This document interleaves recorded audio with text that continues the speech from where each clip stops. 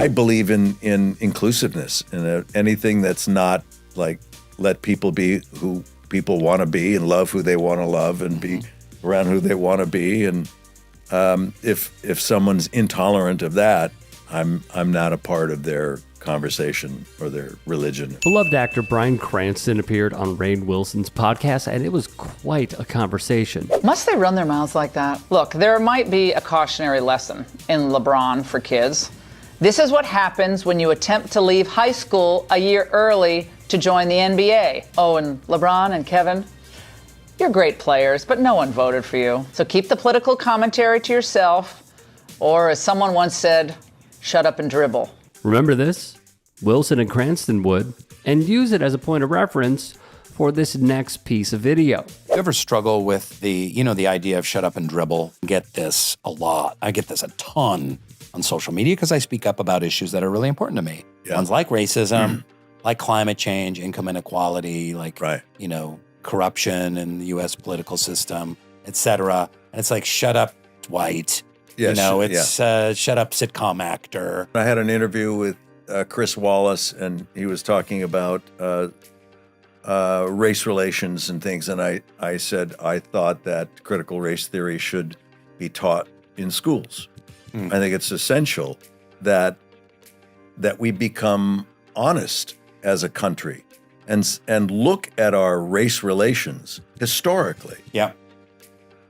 Unequivocal. I mean, you cannot deny that this had an immense influence on industry and banking and government and social services, real estate and jobs. We haven't come to recognize the importance and embrace our past in a way that allows us to step forward into a brighter future.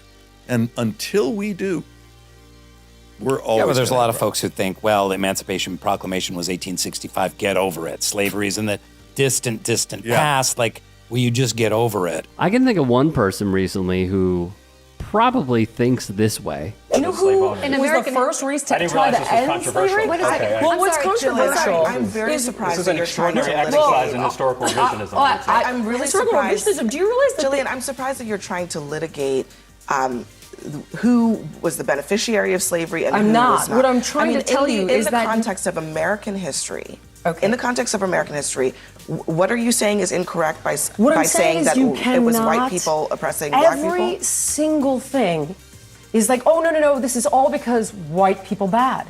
And that's just not the truth. Like, for example, every single exhibit, I have a list of every single one. Like, people migrated from Cuba because white people bad. Not because of Castro. Yes, no, it's in there. That's what I'm saying. You don't actually know what's in there. Do you know that when you walk in the front door, the first thing you see is the gay flag? That would be MAGA influencer and former Biggest Loser star Jillian Michaels. You brought up, but the whole point of this is that the issue you brought up slavery, and you brought up the question of whether. You brought up the question of whether or not slavery in the United States is about race. The answer is yes. Of course. I did not say in the United States don't straw man my argument because that's not what I said. So what are you brought talking up about? Slavery. And what I was talking about is that this isn't really about that. When you make every single exhibit about white imperialism when it isn't relevant at all, that is a problem. So when you're talking about Cubans leaving Cuba and you make it about white people bad, that's not accurate. Can I just say, that's my point. All right, we're going to move on. I was saying on the art. So what do you say to a white guy who's like, well, it's not my fault. I didn't have slaves. But white people did, and it's our country. And that's the thing. You have to, if you take pride in your country, you can't look at your country as the greatest ever when it has this severe bruise on it and will always wear that scar. And that scar will never heal unless we start to say, wow, what did we do? I know it means literally nothing, but I reached out to Rainn Wilson in an effort to get him on this show because I have seen his posts from time to time, and he is very politically outspoken in a very good way. And his podcast is awesome, so I would absolutely love to host him and have a conversation with him. What Bryan Cranston is saying is true. And from the guests that I have had on my show, the Rick Strom Show on YouTube, is that this country continues to intentionally not learn about not even just what slavery was, but the way that the country used slavery in order to build up to what we have in present day. That's why Chris Rufo tweeting about critical race theory and even calling his shot on Twitter, saying that's what we're going to go after. And then they did, and then they succeeded, even though it wasn't being taught, except for law school. Like, there are certain ills that one can learn, and it will not lead to a direct correlation in hating, for example, because they love to play it up, a white person. It's simply history. You know, there's no way of going about teaching how the U.S. came to be without slavery. So what Cranston is saying here is spot on. And that's why the folks like Jillian Michaels drive me insane. Because it just doesn't make sense.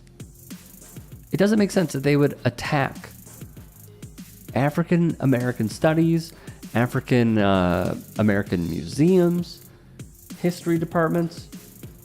I mean, it just doesn't make sense to me. This sort of like white victimhood, because of the proponents and supporters of it did look like us. And for some reason, I don't know why so many among the electorate have bought into this, but they continue to play into serious insecurities of people who look like me without just reading about it and understanding what happened. Like, you are not to be blamed.